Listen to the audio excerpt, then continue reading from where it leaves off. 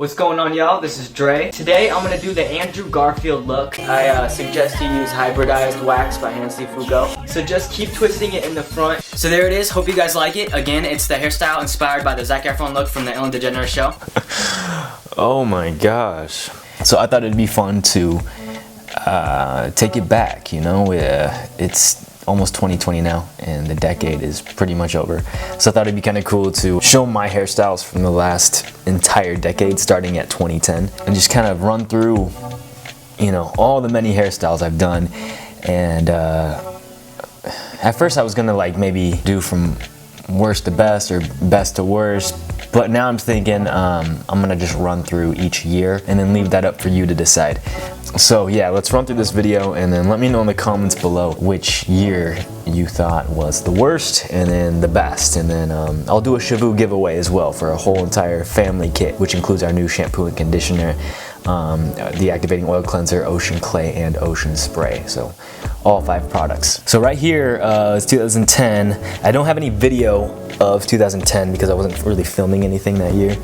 I hadn't really gotten into videography or anything yet, but I remember this was my prom, and right before I went to prom I got my hair cut the day before from Andrew Does Hair.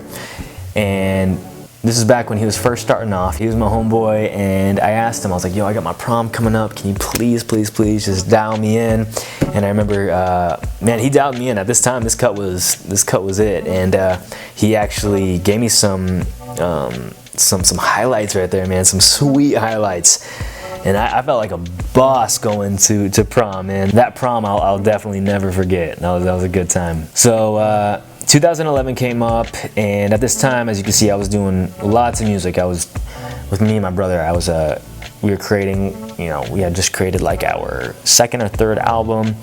We were touring a lot, doing a lot of shows, as you can see. I don't know what was going on with my hair at this point.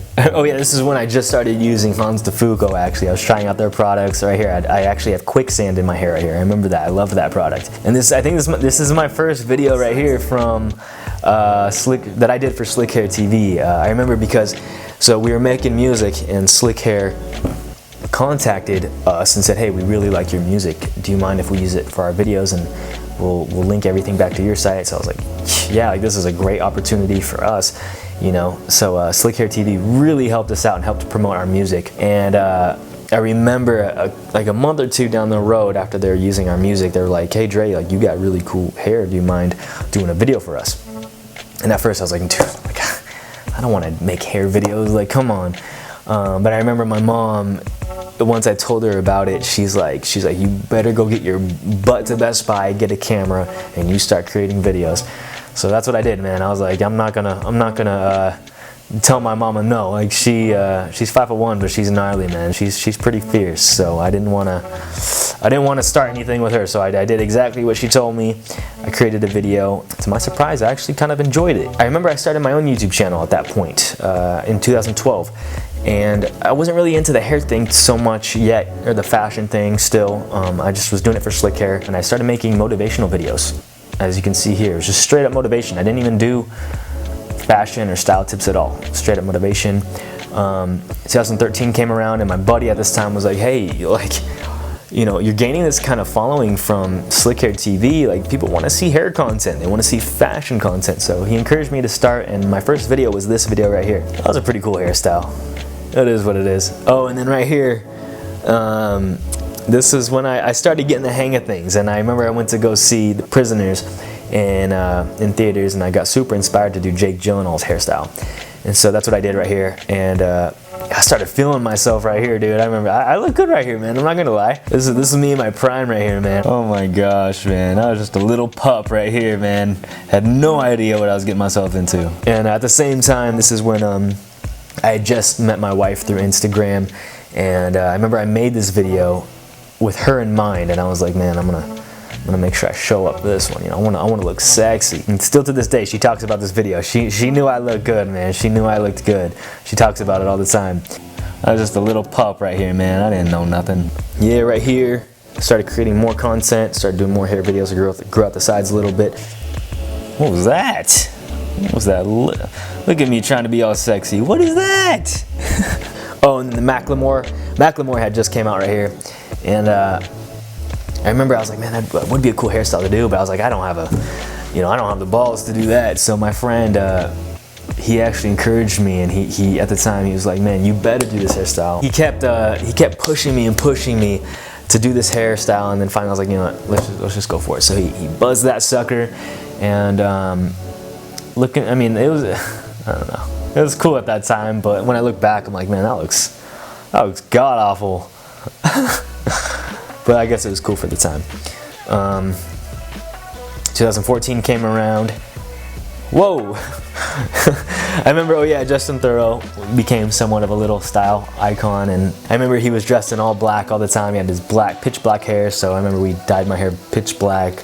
Doesn't look too bad. I guess it's kind of cool. Oh yeah, and then Mariano DeValle had a good year right here, and I remember I started styling my hair after him, and actually this looks pretty good. I think this is actually one of my best looks. That looks pretty good, man. I'm not gonna lie. That looks pretty. That's probably one of my best hairstyles. I like that hairstyle. That was pretty good. Oh, and then right here, I remember Bastille popped right here, man, after they did SNL. And I remember I tried to copy Dan, the lead singer, his hairstyles. And actually the drummer saw this video, and he retweeted it and gave me a shout out. So that was kind of cool. Then right here, kind of went back to the undercut. I remember this company sent me this comb, and this was like one of my first sponsors, and at this time I was just taking whatever sponsor I could get, man. If I could make like 50 bucks, I was like, yeah, let's do it. I remember, man, I freaking chucked that freaking comb. I chucked that comb in the trash when I was done. That thing was horrible. That thing sucked. That thing was ripping out my hair left and right, man. So I chucked that thing in the trash after. I was a hunk of junk. And it's funny when you're a young YouTuber and you get your first sponsorship job, and like their first brand that writes you and says, hey, I want to work with you. It's like, it's a big moment, you know? And I don't know, for me at least, I quickly learned that not to promote stuff that you don't like, because when your viewers start buying those products, then they come back to you and like, hey, what the heck are you what are you promoting here, man? Like, what's your scheme here? And so I learned real quick that you don't trick people, man. Don't be tricky. 2015 came around. I remember, yeah, I started growing out my sides. I was starting to gain a little momentum right here on YouTube, especially with this video. Yeah, I remember this one. This is. Now I was trying, oh yeah, there it is. I was trying to do the Leo look right there, you know, the Titanic, you know, when he's drawing Rose right there. I was trying to replicate that, trying to be all sexy. Gosh, man, that's pretty cringy, bro. Yikes. That's just me though. That's me trying to figure all these things out, man. I remember we were doing a class act at the time, you know, so I remember we were getting invited to parties and all these big events and stuff, and there I was just kind of going along the ride and thinking I was somebody I wasn't. Oh yeah, the salon guy gave me a sweet haircut right there. I remember we were creating a video together, and the salon guy asked me, we sat down, he's like, hey, what do you want me to do? You know, what kind of hairstyle do you want me to do? And I was like, you know, whatever you want. You're the artist here, you know, my head is your canvas. And so he had this hybrid idea in mind, and we went ahead and did it, as you can see, and it was cool back then, but I just look back at it now and I'm like, oof. And don't get me wrong, the salon guy, he's the best, dude. Like, hands down, this guy, dude, he kills it. But just this hairstyle, like, it didn't stand the test of time, for sure. Like, you cannot rock this hairstyle these days. You can't do it, man. And then right here, I was like, dude, let me create some shock value. So I remember right here, I was like, you know, platinum looks were getting really big, and I was like, you know, let's just go for it. Let's go for it. So my mom helped me out. I don't know, it looked all right to me. Looking back, I'm like, I don't know if the platinum look fit this hairstyle. I think it was just a little too much. But once my sides started growing in, yeah, right here, this then it started looking a little bit more natural. You know, it wasn't so dramatic, so it wasn't so drastic. You know, that looked pretty good. I liked that. I liked that hairstyle. That was pretty cool. And then this was actually one of my biggest videos. It still is one of my biggest videos. Yeah, we went for the Joker look, the Jared Leto Joker look, and that night I actually won Costume of the Night at this party I went to, so that was kind of cool. And then shortly after that, yeah, 2016 came around, and I dyed my hair all brown. I started gaining a little bit of weight right here, if you guys can see. I remember I stopped working out so much. because I had gotten married. I kind of stopped working out. I stopped eating right. I wasn't really on my A game anymore, and kind of let myself go a little bit. Started gaining a little bit of weight. My hair looks pretty good. I like that hairstyle. The hairstyle's pretty dope. I would go for that again. That's a nice hairstyle. And then right here, this video got pretty big. How to get your hair to stand up all day long or something like that. And I remember for this video too, I got so much crap for doing the video with my shirt off. And looking back, I'm like, wow, that was pretty douchey of me. But I seriously, there was no ill intention behind this. I just remember it was like midsummer, and it was about 120 degrees outside, and it was, I think our AC wasn't working, and I was roasting inside of our house. And so I had my shirt off just all day long, and I decided to go ahead and create a video. My wife wasn't home, she was at work, and I was like, let me just go ahead and make a video. Yeah, I wasn't even thinking about it. I didn't think about putting a shirt on, so I created the video, and it is what it is. 2017 came around, and my friend Jarl had just came down from Norway. Me, him, and Levi were hired by Hairstyles to create this set of videos, and we spent like a week together, and it was such an amazing experience. Like, we created this bond, like this brotherhood, and we fell in love with each other, man. It was a great time, and I got super inspired by Jarl to grow out my hair because he has long hair. So I was like, you know, I'm gonna go for it, dude. I'm gonna go for it. And I was all gung-ho about it. And as you can see, it got pretty lengthy. I was going for like the Leo look right here. Started growing out the sides. But then I cut it right there. Yeah, I just, man, I couldn't commit. I could not commit. I felt like I was looking ridiculous, and so when I got it cut, I was like, this is pretty short, dude. I don't know, like, I don't know if I should be going this short. And now when I look back at it, I'm like, dude, that wasn't even that short at all. Like, what the heck? And actually, I really like this cut right here. This one looked really nice. Something I might go back to. I don't know. This looks pretty relevant today. 2018 came around, and then I remember when I cut my hair after I had grown it out, I didn't realize that, you know, when I was growing out my hair, that people were actually on that hair journey with me. And so when I cut my hair, everybody's like, yo, like, I thought we were all in this together. And so I didn't really put that into consideration. And so I got a lot of messages from people, you know, pretty upset about it. And so I was like, okay, you know, I'm gonna grow my hair back out. No worries. So I attempted it again right here in 2018. Dang, that was pretty long right there. I just remember going to the gym and stuff though. My hair was always flopping everywhere. I hated it. And I got it long enough to where I could start tucking it behind the ear. Yeah, there it is. Which this hairstyle was like, I don't know, I liked it. Like, it was almost cool.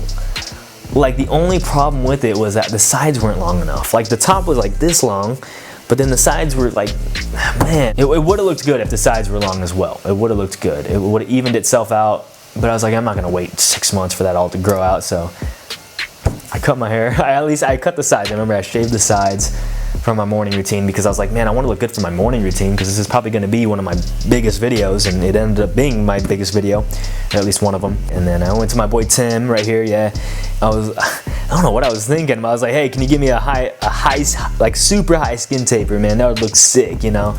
And looking back, I'm like, dude, and that was only like last year too. That would look awful. I mean, the cut's good. The cut's good. Tim always kills it, but I don't know, bro. I shouldn't have told him to do that. That looks horrible. That looks god awful. It's just too drastic, man.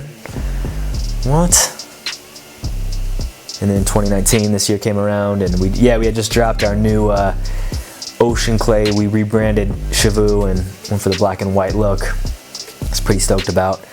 Started doing more natural cuts, high voluminous natural cuts, which a lot of people didn't like this, but I thought it was pretty cool. I thought this was a cool look. And then this is now 2.5 months back. I was like, okay, so I'm getting ready to work on my new one, my 2019 routine. So I was like, I need to do something crazy, you know, I need to do something cool. So I decided to cut my hair a lot shorter and then go platinum again, because I had a lot of people asking me, you know, for the last couple years to go back platinum, you know. And so I thought I'd do some fan service and go back to the platinum look for this. And man, it took like 3 applications to get my hair bleached, man. And that crap burned, dude. My scalp was literally bleeding down my forehead. That was crazy. But this time I actually really liked it a lot more this time. I think this hairstyle looked better, and even my wife said like having bleached platinum hair looks better on shorter hairstyles, at least for guys. Like I think it looked so much better, it looked more masculine. Now, right after I dyed my hair platinum and you know, I did all that, I feel like I had this epiphany, this kind of awakening. This one day, man, I was really like looking at my content, looking at what I was doing. I really felt stagnant in life a few months back, and like right after I dropped the morning routine, I just remember feeling very stagnant. I felt in a state of monotony, and I don't know, it just I remember looking at the content I was creating, and I was thinking to myself, you know, am I really creating content out of a state of sincerity, or am I creating out of scarcity? These last few years, I had to be honest with myself. I felt like I was creating out of a state of scarcity. Like I felt like I was trying to prove myself to the world, you know, prove myself to the haters, prove myself to people that were already committed to misunderstanding me. And I felt like doing this was just, I felt like it was spinning my wheels, man. I felt like I was going around in circles. I felt like there was no end to proving myself, and that's what proving yourself does. It puts you in a merry-go-round. Like it's a never-ending story. It's a never-ending process, and at the end of the day, it leads you to nowhere. Like every day was the same.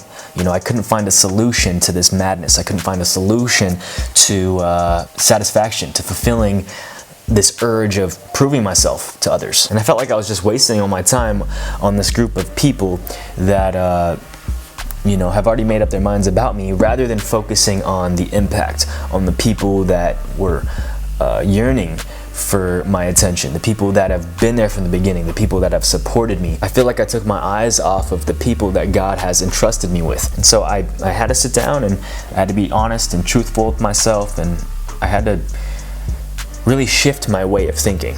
You know, I didn't want to be this person who makes everything about myself and the way I look to other people, because that's so arrogant, you know, that's so pretentious, you know, and I didn't want to be that person anymore. I wanted, you know, I decided from there on out that I want to be genuine, you know, I want to be authentic. And that's honestly a very scary state to be in, especially for me, you know, being fully honest, you know, putting my stuff out there all on the table, and being just transparent, being vulnerable. But I came to the realization that in order for me to live effective and have an impact and live out what I feel I have been called to do, I would have to, from here on out, be transparent, to be genuine. You know, to get to the core of somebody and to have an honest conversation and connection with somebody, you don't come from up here, right? You come with humility, you come with understanding, you show people your scars, you open up, and that's how you get other people to open up, when they feel that safety. If I come with the intention of self-righteousness and building myself up to be somebody I'm not, it blocks off true connection with other people. So when I took this time to really reflect on my life, I decided at this point, you know, like let me just start entirely fresh. Every aspect of my life, and even including my not just my persona, but the way I present myself. You know, it's like this whole time I've been trying to have this certain hairstyle for people to like me, and just do all these things to look good in front of people. So at this point I was like, you know what, let me just, it's not even about that, man. It's not about the hair, it's not about the way I look to other people, it's about the impact. And so I took that buzzer, man. I just remember I told my wife to film it. I'm like, let's film this, I'm just gonna go for it. And I buzzed that sucker right off. And I remember I made a video on all this, me talking about this, and I had a few people say, you know, like, why are you getting so deep? You know, why are you acting all sentimental and getting all emotional? It's just a haircut, like you just buzzed your hair. Like, but it was more than that. It was more than just buzzing my hair. You know, it was a representation of what was going on in here. So there you guys go. That is a decade's worth of hairstyles. I appreciate the love, thank you so much. And also I have my Patreon page now set up, so if you guys want more content from me, exclusive content that you won't get anywhere else, be sure to sign up. I'll put that link down below. If you dug this video, please be sure to give it a nice big thumbs up for me, and please be sure to hit that notifications button if you want to be informed when I drop new content, because I got a lot in store for you, especially before the end of the year. And yeah, anyways, I'll talk to you very soon. My name is Drexler. Shaka bra.